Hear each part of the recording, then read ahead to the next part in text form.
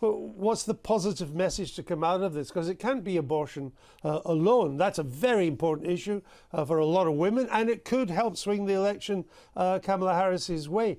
But if she wins, there's not much she can do about it now, because she can't change the Supreme Court, and she won't have a majority in the Senate or the House to get a federal law passed to restore Roe v. Wade. So it's not an issue in which whoever's in the White House can do much about. I think if I was a Democrat today, I would be worried that the Democrats running for Senate, and they've got over 5 seats they've got to hold, are actually doing better than Kamala Harris. So she's the drag. She's a drag on the ticket.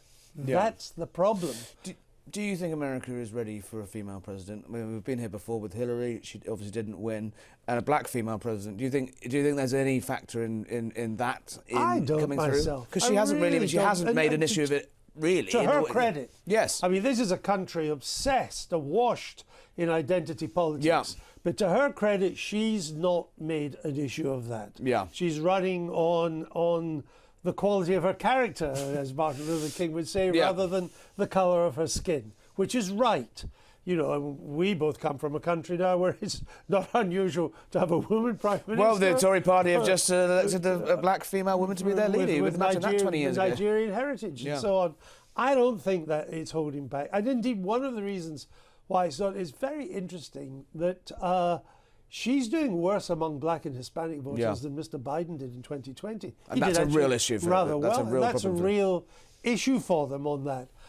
I think in the end, the dispiriting thing about all this, and it tends to happen in presidential elections, particularly American, is that it all comes down to the race. Yeah. And it all comes down, and I don't mean by race colour, I mean to the contest. Getting your voters to... And it all comes down to the personality of the candidates.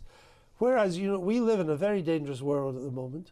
It is not going well for Ukraine at all at the moment. It's on the defensive. The Chinese, the sound of war drums can be heard around Taiwan. Can you imagine? We were watching a movie when I wrote an intro the other day. North Korean troops are 150 miles from the border. Ukraine. I suspect half of them will defect. It's astonishing. But can you imagine 10 years ago writing that being a story? And yet, foreign affairs in this most important and powerful of countries in the world has played almost no role in it at all. You know, Donald Trump's all over the place as usual. We have no idea. That's the question I was going to ask you: is the world ready for Trump 2.0? Well, and you know, I think in Europe it's very worrying. Yeah. You know, at a time when Europe's on the defensive, and we know Europe should be paying more for its defence too. But even if it does, it cannot work without the United States. Yeah. It is still the essential power here.